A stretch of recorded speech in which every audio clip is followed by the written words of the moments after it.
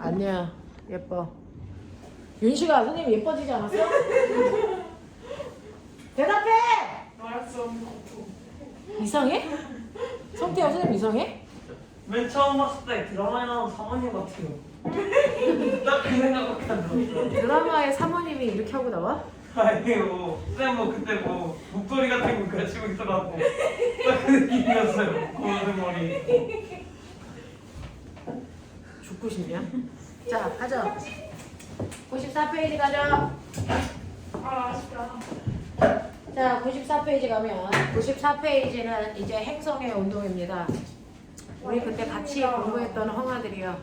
지금 아이고. 3가구 반에서 공부 열심히 하고 있어요. 아 그래요? 네. 저희가 자. 생각보다 놀러 있는데. 해볼게요. 94페이지 보시면 행성의 온도 여기부터 가는데 어떤 내용이 있는지 예쁘게 잘 메모하시고 따라오시면 되겠습니다. 자, 우리요. 실제로 지구상에 있는 천체만 움직이는 게 아니고요. 우주에 있는 천체들도 움직여요. 그래서 자, 그 움직이는 천체들 중에서 별을 기준으로 공전하고 있는 천체들을 뭐라고 한다? 행성이라고 한다. 자, 그러면 이러한 행성들이 어떻게 움직일까? 행성의 운동에 대한 얘기를 정리한 과학자가 있다. 그 과학자 이름이 케플러. 그래서 그 과학자의 이름을 딴 케플러의 운동 법칙을 얘기하겠다. 이런 얘기예요. 네. 자, 실제로 케플러라고 하는 사람은요. 사실은 티코브라헤라고 하는 사람이요. 30년 동안에 관측한 자료를 30년이 아니죠. 20년 동안 관측한 자료를 받아서 그래서 네, 20년 동안 분석한 과학자. 뺏은 거에 받은 거예요. 네, 받은 거예요. 그 사람이 얘하고 그래서 동업하기로 하고 방광염 걸려 죽었거든요. 그래서 20년 동안 티코브라헤가 조사한 자료를 유산으로 받은 사람이에요. 그래서 그 받은 자료를 수학적으로 증명하면서 행성들이 어떻게 움직인다라고 하는 걸 그래서 네, 정리해 놓은 걸 케플러의 운동 법칙이라고 하는데 그 케플러의 운동 법칙 중에서 세 가지가 있는데 그 중에 제1법칙 이게 바로 타원궤도 법칙입니다. 네. 그리고 케플러의 제2법칙이 넓이 좋아요. 면적, 맞네. 속도, 일정, 일정. 법칙입니다. 케플러의 제3법칙이 빛이 일정. 조화 법칙이에요. 헛소리지 마. 뭐 있었잖아요. 뭐 페이사 공식이. 되겠습니까? 자, 그건 상대성 이론이고요. 아 좀 아무데나 갖다 붙이지 말고요. 그래서 이 세 가지를 이 케플러라고 하는 사람이 천체들이 움직일 땐 이렇게 움직여라고 하는 걸 정리해 준 사람이고요. 이 사람은 태양계 안에 있는 천체들의 운동을 설명하려고 이거를 그래서 발표한 거지만 태양계뿐만 아니라 우주에 있는 모든 천체들이 다 이 규칙성에 의해서 움직입니다. 되겠냐? 자, 그러면 그 중에서요. 우리가 알아야 할 때는 첫 번째 타원궤도 법칙이라는 건 뭡니까? 라고 하면 사실은 과거에는요. 이렇게 태양이 중심에 있고요. 그 태양 중심을 지구가 돌 때 어떻게 공전한다고 생각했냐면 일정한 거리만큼 떨어져서 지구가 등속 원운동한다고 생각했어요. 이렇게 행성들은 별들을 중심으로 놓고 등속 원운동한다라고 생각했어요. 그래서 실제로 이런 식으로 지구가 공전할 때 각각의 위치를 찍어봤는데 등속 원운동 좌표를 벗어나는 애들이 있어요. 그래서 등속 원운동하는 게 아니라는 거죠. 그러면 얘가 공전을 할 때 공전 궤도는 어떤 모양일까? 라고 했더니 실제로 이 궤도는 반지름의 길이가 똑같은 데서 원운동을 하는 게 아니고요. 한쪽의 반지름이 더 긴 무슨 운동을 합니까? 그래서 얘가 이렇게 타원을 그리면서 돌아요. 라고 하는 거예요. 자, 원이라고 하는 건 뭘 얘기하는 거냐면 그래서 중심으로부터 같은 거리만큼 떨어져 있는 점들의 모임을 원이라고 한다면 타원이라고 하는 건 하나의 중심이 아니고 몇 개의 중심이 필요한 거냐면 두 개의 초점이 필요해요. 그래서 A 초점, B 초점이라고 하는 두 개의 초점으로부터 돼서 떨어져 있는 거리가 A로부터 돼서 X만큼 떨어져 있으면 B로부터 Y만큼 떨어져 있거든요. 됐어. 그래서 x에다가 y라고 하는 두 초점으로부터 떨어져 있는 거리의 합이 항상 일정한 점들의 모임이에요. 됐어. 자, 그래서 오늘 집에 가서요. 이렇게 됐어. 호치키스로 이렇게 찍어놓고 여기다가 실을 연결을 해가지고 여기다가 연필을 놓고 이렇게 그려보시면 항상 일정한 거리만큼 떨어져 있는 점들의 흔적을 그릴 수 있어요. 이게 타원이에요. 그랬을 때 타원을 그리려면 이렇게 두 개의 초점이 필요하고요. 이 두 개의 초점으로부터 떨어져 있는 거리가 일정한 점들의 모임이 바로 타원을 구성하는 점이다. 그래서 이렇게 되어 있을 때 요 길이를 꼬매나 우리가 가라고 하고 요 길이를 나라고 하면 이 가와 나의 길이의 합도 x와 y의 길이의 합이랑 같습니다. 그래서 이런 점들의 모임을 우리가 연결해 놓은 걸 초점이라고 해요. 그랬을 때 하나의 초점에는 누가 있냐면 바로 태양이 있어요. 하나의 초점에 태양이 있고 다른 초점에는 아무것도 없는 이 궤도를 지구가 원운동하면서 1년에 한 바퀴 돌고 있다. 이게 바로 지구의 공정궤도다. 알겠습니까? 이렇게 됩니다. 자, 이런 식으로 지구는 태양을 중심으로 타원궤도를 그리면서 돈다. 이게 첫 번째 타원궤도 법칙이고요. 그러면 하나의 초점에 있는 태양으로부터 지구가 여기를 지나갈 때가 있고요. 이렇게 돌아서 여기를 지나갈 때가 있다라는 거예요. 맞아요. 그 중에서 태양으로부터 가장 가까운 점을 지나는 이 순간에 이 지점을 우리는 가까울 뭐라고 합니까? 근. 그래서 근일점이라고 해요. 됐어. 이는 해일자예요. 해와 가장 가까운 지점. 근일점. 됐어. 그러면 여기는 뭐라 합니까? 라고 하는 태양의 맞은편 반대쪽이 바로 태양으로부터 가장 멀리 떨어져 있는 지점까지의 거리예요. 여기를 뭐라 합니까? 멀 원자를 써서 원일점이렇습니다. 자, 이때 태양을 중심으로 해서 근일점까지의 거리를 R근이라고 하고요. 원일점까지의 거리를 R1이라고 한다면 됐어. 자, 이때 이 원일점에서 근일점까지를 연결한 이 선이 이 타원궤도에서 그릴 수 있는 가장 긴 지름. 알겠습니까? 자, 그 가장 긴 지름의 절반. 됐어? 절반이면 요 정도 되겠죠. 그래서 요 길이를 바로 지구의 공정궤도 반지름이라고 한다.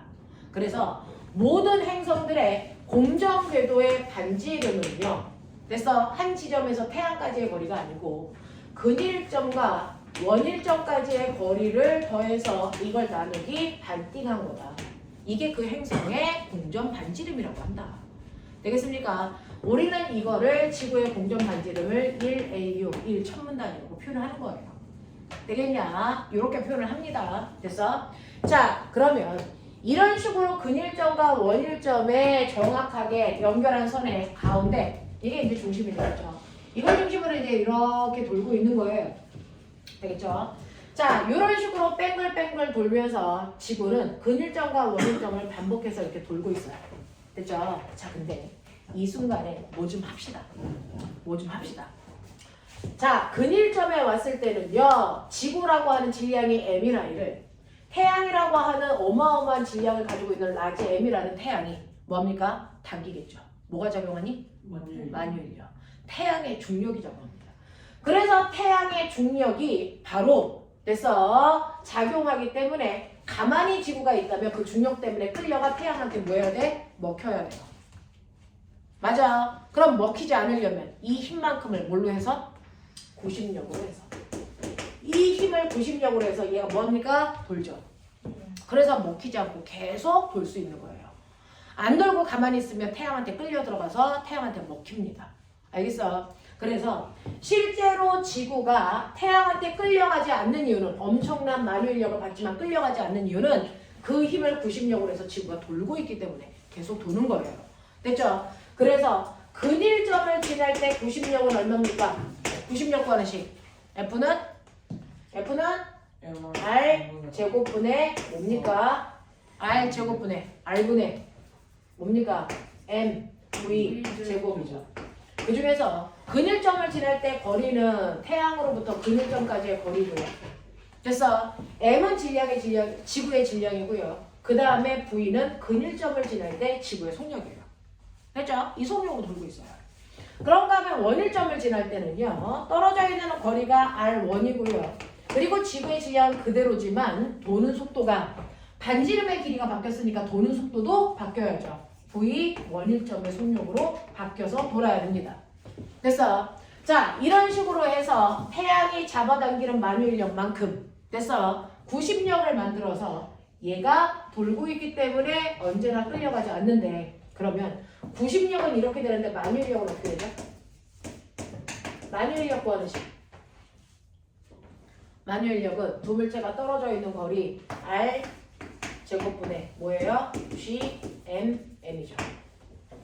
됐어요? 네. R 제곱분의 G, M, M이죠.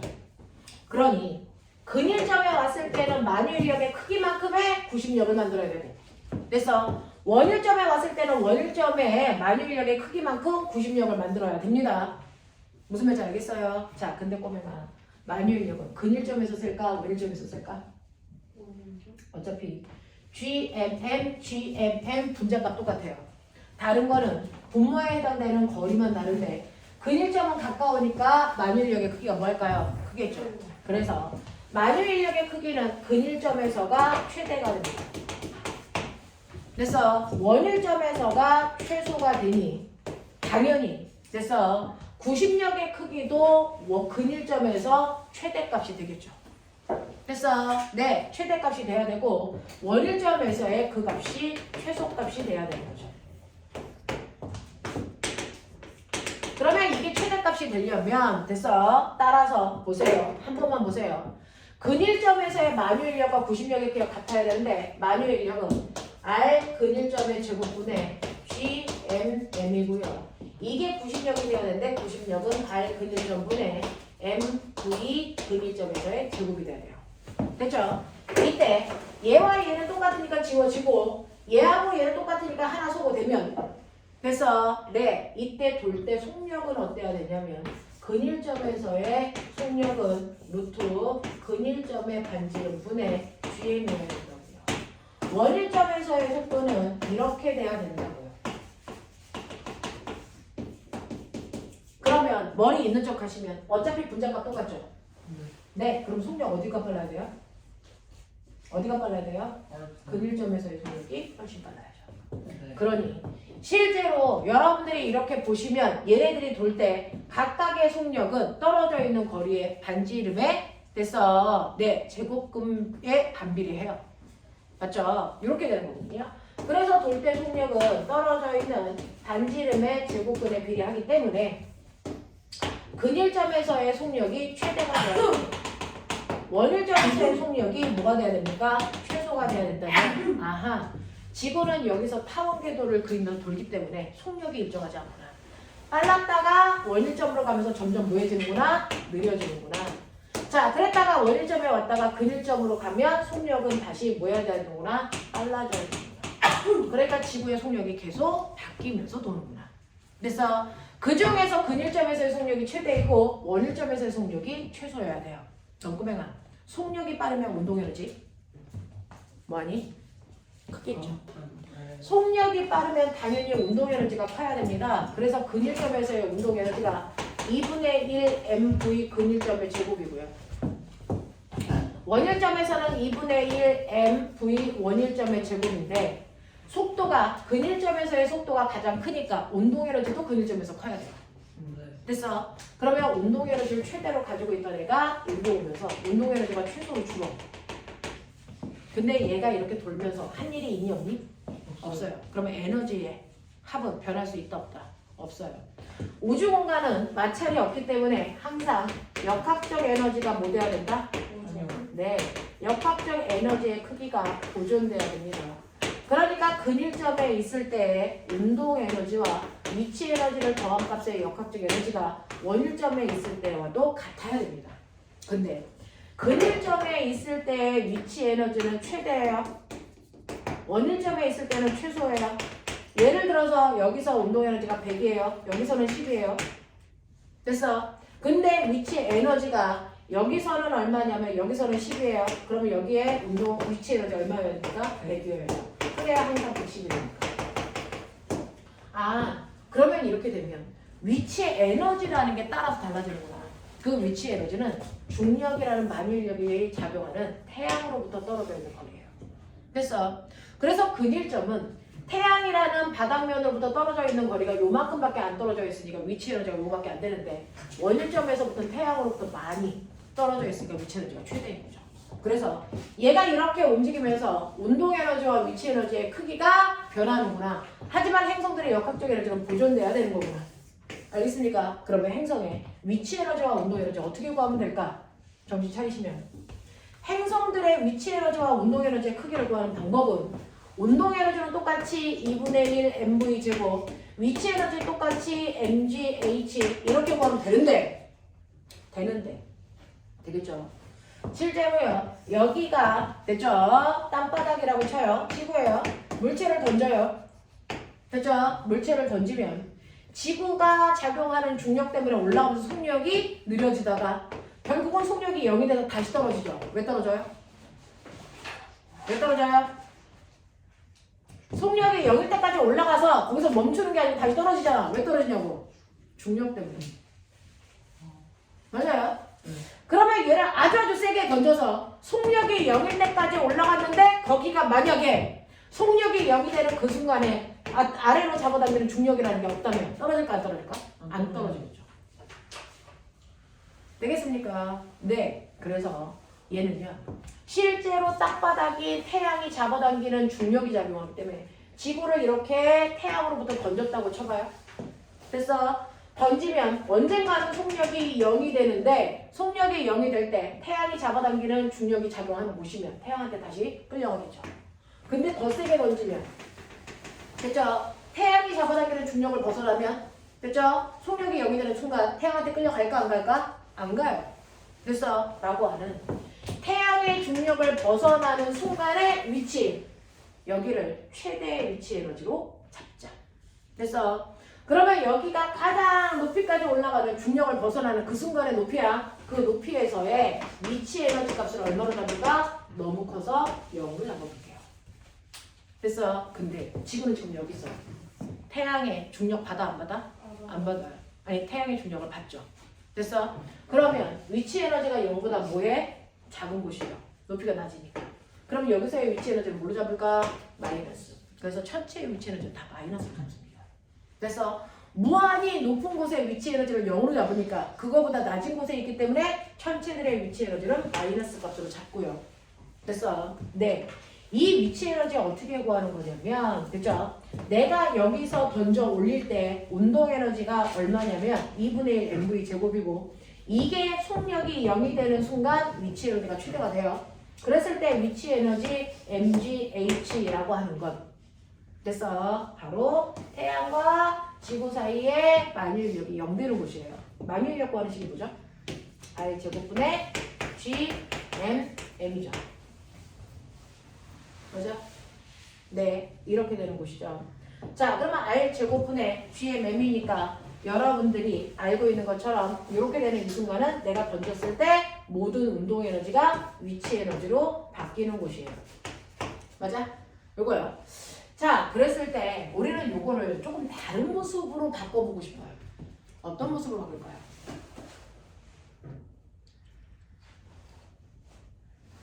어떤 모습으로 바꾸면 될까요? 라고 하는데 이 모습을 우리가 조금 다른 걸로 바꿔보시면 위치 에너지의 값이 요거니까 R제곱분의 GMM, R제곱분의 GMM 그냥 이렇게 놔둬도 되겠네요.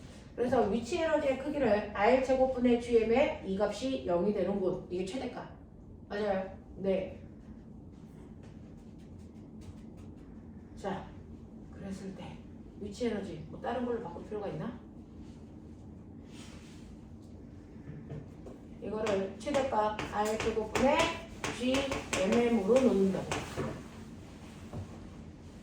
됐어. 네, 이게 이 만유인력의 크기가 뭐랑 같아지는 곳? 이게 90력이랑 같아지는 곳? 됐어. 네, 만유인력의 크기가 90력이래요. 90력 어떻게 구합니까? 만유인력 힘이죠. R제곱분의 GMM이죠. 이게 물체가 움직일 때 뭐가 된다고요? 90력이 된다고요.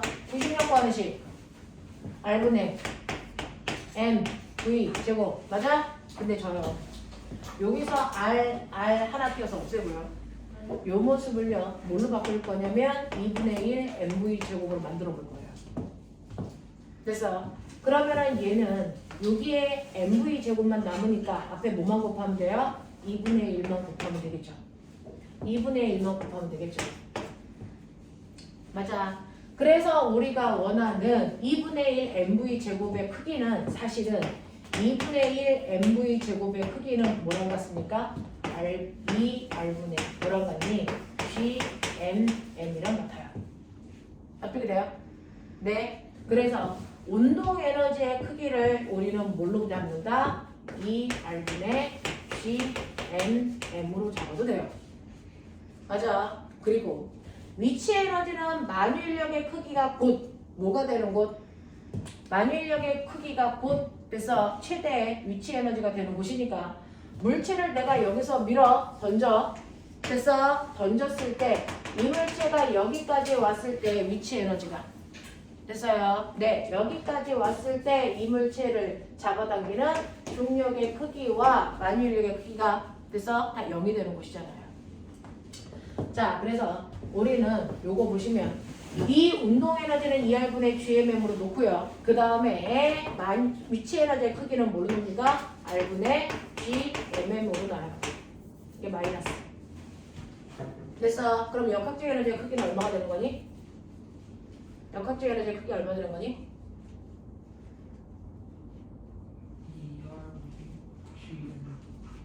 얼마가 돼요? 마이너스 2R분의 뭐가 돼요? GMM이 돼요.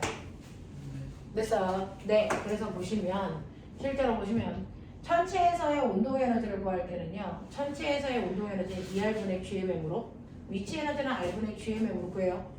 그랬을 때 이 표준이 되는 이 크기를 마이너스 U라고 보면 얘는 뭐예요? 2분의 6죠. 그래서 역학적 에너지가 뭐가 돼요? 마이너스 2분의 6가 되는 이 상황을 가지고 있는 아이가 바로 돌고 있는 거가 헬스입니다. 여기까지 이해가 되나? 이해가 되는 거 맞아? 놓친 부분 뭐 있어? 이해돼요? 여기까지 되겠어요? 네. 그래서 천체의 위치 에너지를 구하는 식은 R분의 GMM이고요. 운동 에너지 구하는 식이 2R분의 GMM. 알겠어? 이 둘을 더했을 때 역학적 에너지는 마이너스 2R분의 GMM인 곳이 역학적 에너지를 가지면 얘는 뺑글뺑글 돌고 있는 보다 행성이다. 돼요? 네. 자, 그래서 이런 식으로 타원 궤도를 그리면서 지구가 뺑글뺑글 돌고 있을 때 이 안에서 힘의 관계, 역학적 에너지 사이의 관계도 보여드렸어요. 됐죠?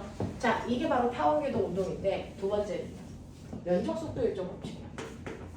시간이 별로 없어서 조금 빨리 갈게요.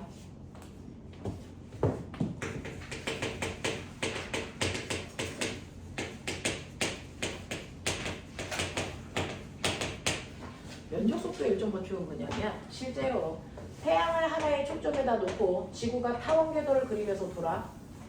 그랬을 때 여기가 무슨 점? 여기가 무슨 점? 근일점. 여기가 무슨 점? 원일점. 근일점을 A라고 하고 원일점을 B라고 할게. 자, 근데 너네 알죠? 어디에서 속력이 제일 빨라야 돼? A. 근일점에서 속력이 제일 빨라야 돼. 그래야 태양이 잡아당겨도 끌려가지 않아. 알겠습니까? 원일점에서의 속력이 제일 뭐야 돼? 느려야 돼. 그래야 태양이 잡아당기는 힘이 적으니까 얘가 우주로 튕겨나가지 않아. 됐습니까? 네. 그래서 잡아당기는 만유인력의 크기만큼을 90력을 만들어야 되는데 여기는 만유인력의 크기가 크니까 90력도 커야 돼서 속력이 빨라야 되고요. 여기는 만유인력의 크기가 작으니까 90력도 줄여서 속력도 작아져요. 됐죠? 그러면 여기에서 속력이 빨리 가다가 여기 점점 도착하면 여기 속력이 최소가 된다 그랬죠? 그러면 꼬맹아 똑같이 어쨌든 도는데 1년이 걸리는데요. 한 달 동안 뛰어봐. 그러면 근일점에 있던 지구는요. 한 달 동안에 속력이 빠르니까 이만큼 왔어요. 그래서 A-까지 왔어요. 그래서 한 달 동안 지구가 태양을 중심으로 쓸고 지나간 면적 여기서부터 여기까지가 한 달 동안의 지구가 쓸고 지나간 면적이에요. 맞아요. 네. 그 다음에 여기요. B에 왔을 때는 원일점이니까 속력이 느려서 똑같이 한 달 동안 뛰어봐 라고 해도 얘는 한 달 동안에 요만큼밖에 못 가요. 그러면 한 달이 지나는 동안에 쓸고 지나간 면적 항상 태양을 중심으로 그려요. 그러면 태양을 중심으로 쓸고 지나간 면적을 그려보면 요만큼밖에 안 돼요. 맞아. 왜? 속력이 느리니까 조금 갔으니까 쓸고 지나간 면적도 이렇게밖에 안 되네요. 근데 이걸 케플러가 친구가 없으니까 계산해 본 거죠. 그래서 한 달이라는 같은 시간 동안에 이쪽에서 쓸고 지나간 면적 S1과 이쪽에서 쓸고 지나간 면적 S2 누가 클까? 이게 정확하게 뭐다?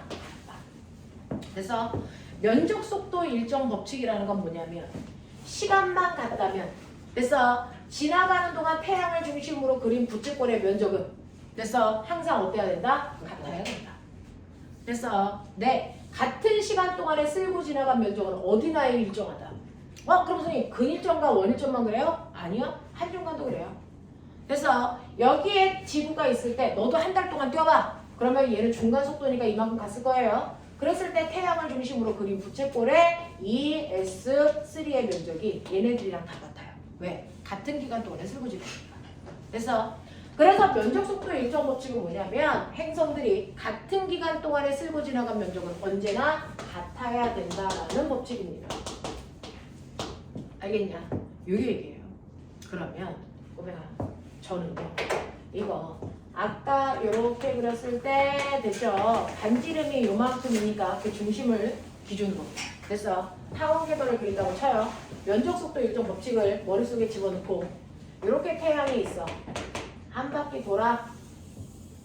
그랬을 때 반지름에 해당되는 중심점이 여기야. 맞죠? 자, 그랬을 때 요 점을 A라고 하고 여기를 B라고 하고 여기를 C라고 하고 여기를 D라고 할게요. 그럼 꼬맹아 A에서 B까지 가는데 시간이 많이 걸릴까? 아니면 B에서 C까지 가는데 시간이 많이 걸릴까? 이거를 보여요. 그래서 A에서 B까지 가는데 걸린 시간과 B에서 C까지 가는데 걸린 시간의 대수관계를 비교해보래요. 누가 더 커? 같아요. CD가 더 많이 걸려요. 또요?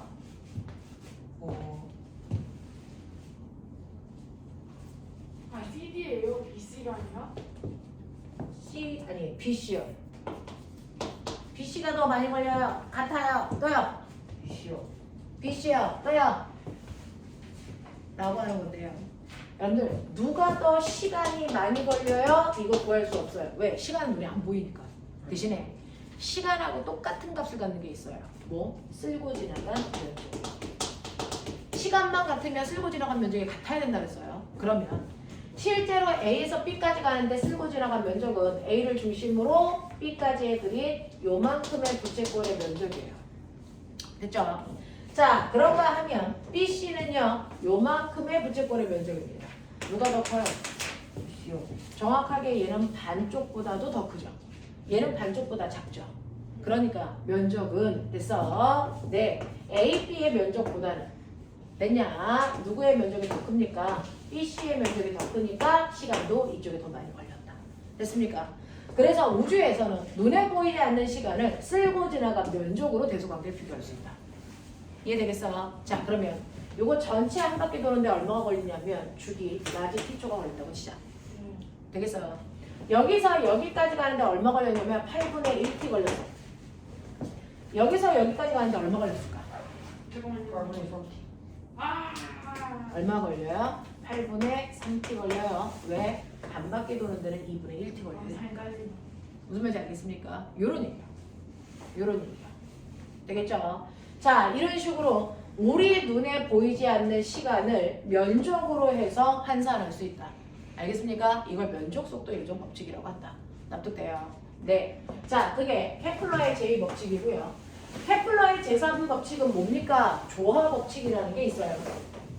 조화 법칙이 뭔데요? 라고 하면 조화 법칙은 이런 거예요. 우와. 조화 법칙이 뭡니까? 라고 하면 뭔가가 대단히 조화롭다? 라는 얘기인데요. 그러면 그 조화로운 게 뭐야? 라고 하면 조화 법칙이요. 조화 법칙은요. 태양을 중심으로 공전하는 행성이 태양계 안에 몇 개 있니? 8개 있어요. 수, 금, 지, 화, 목, 토, 천, 해라고 하는 8개가 모두 다 타원궤도를 그리면서 돌아요. 맞아요. 타원궤도를 그리면서 도는데 어쨌든 간에 수성보다는 해왕성이 훨씬 더 먼 거리를 돌아서 오기 때문에 한 바퀴 공전하는데 시간이 많이 걸릴 수밖에 없어요. 그래서 수성은 한 바퀴 돌아 제자리로 오는 공전 주기가 한 80일밖에 안 걸려요. 그러니까 얘는 80일 만에 한 살씩 무는 거예요. 근데 해왕성은 한 바퀴 도는데 얼마 걸리냐면 100년 넘게 걸려요. 지구 시간으로. 그래서 100년이 지나야 겨우 한 살 먹는 거예요. 되겠습니까? 네, 이런 식으로 해서 자, 과학자들은 당연히 안쪽에 있는 애들은 좁게 도니까 공전 주기가 짧아. 그리고 밖에 있는 아이들은 먼 거리를 돌아야 되니까 공전 주기가 길어. 그리고 끝났는데 케플러는 됐어. 이 공전하는 시간, 수성과 됐어 해왕성의 공전 주기가 뭐와 관계가 있을까? 이걸 보고 해왕성의 공전 주기가 뭐와 관계가 있을까라고 하는데 이 돌고 있는 행성들의 공전의 주기의 제곱은 그래서 공전 반지름의 세제곱이랑 뭐다? 반드시 비례해요. 반드시 비례해요. 그래서 지구는 공전 반지름을 얼마로 봤어요? 1로 봤죠. 네. 그래서 지구의 공전 반지름 1의 세제곱이 지구의 공전 주기 1년의 제곱이랑 같잖아요. 네. 그래서 그럼 지금 지구보다 그래서 공전 반지름이 몇 백인 애가 있다고 칠까요? 네, 몇 백인 애가 있다고 칠까요? 9배 큰 애가 있다고 칠까요? 네, 9배? 9배? 아니요. 주기가 9배 큰 애가 있다고 치자. 9배. 9배 큰 애가 있어요, 주기가. 됐어. 그러면 그거의 제곱이 떨어져 있는 거리의 세제곱이랑 같죠. 네. 그러면 거리는 얼마? 81을 세제곱은 80일의 세제곱이에요? 네. 그 제곱근. 네. 됐어요. 네, 그럼 얼마일까요? 안 나오는데. 그러면 얼마 나와요? 안 나와요. 그냥 81 그 자체가 81 세제곱은 80일 세제곱해서 제 나와요? 그러면 이거 27이면 27이요? 27의 제곱은 9. 얼마 나와요? 9의 제곱 나오죠. 9의 세제곱 나오죠. 네. 그래서요. 네, 지구로부터 떨어져 있는 거리가 9배면 공전 주기는 몇 배요? 지구보다 27배요. 알겠습니까? 네, 떨어져 있는 거리가 2배면 주기는 이렇게. 네, 2, 2, 그래서 이렇게 하겠죠. 자, 그래서 실제로 물질들이 떨어져 있는 거리와 공전 주기 사이에 어떤 관계가 있는지를 증명한 사람이 케플러인데 얘가 이거를 설명하고 나니까 옆집에 사는 질투쟁이가 있어요. 그래서 그 질투쟁이가 이 새끼가 사기친 거 아닌지 정말 이게 맞는지를 확인해 보고 싶어요. 그 사람이 누굽니까? 뉴턴입니다. 그래서 뉴턴의 만유인력 공식은요. 사실은 사과나무에서 사과 떨어지는 걸 본 게 아니고요. 그래서 조화 법칙을 증명하는 과정에서 얻어 걸린 법칙이에요. 됐죠? 해볼게요. 그래서 뉴턴이라는 사람이 사실은 만유인력을 사과를 보고 생각한 게 아니고요. 여러분들이 보시는 것처럼 실제로 태양이 지구를 잡아당기는 뭐가 있다? 만유인력. 우리 거꾸로 가볼게요. 만유인력으로 조화 법칙을 설명해 볼게요. 자, 지구가 태양이 지구를 잡아당기는 만유 인력이 있어요. 얼마만큼? R제곱분의 GMN만큼 있어요. 그래서 그 힘이 바로 지구가 도는 뭐가 됩니까? 구심력이 되죠. 그 구심력 어떻게 구합니까? 구심력 어떻게 구합니까? N, R, 오메가 제곱이죠. 근데 오메가가 뭐라 그랬어요? T분의 왜요? 2파이죠. 그래서 T의 제곱분의 얼마입니까? 4파이 제곱으로 넣으시면 되겠죠. 되겠어. 자, 그랬을 때 M 날리시고요. 됐죠? 네. 한쪽을 T로 모으고 나머지 다 이항할 거예요. T만 1로 가고요. 나머지 다 거꾸로 이쪽으로 올 거예요. 그러면 어떻게 됩니까? T의 제곱은 보이세요? 얼마입니까? GM분의 4파이 제곱의 R 뭐예요? 세제곱이에요. 보이세요? 자, 그랬을 때 보시면 어차피 만유인력 상수, 태양의 질량, 4파이 제곱 다 상수값이에요.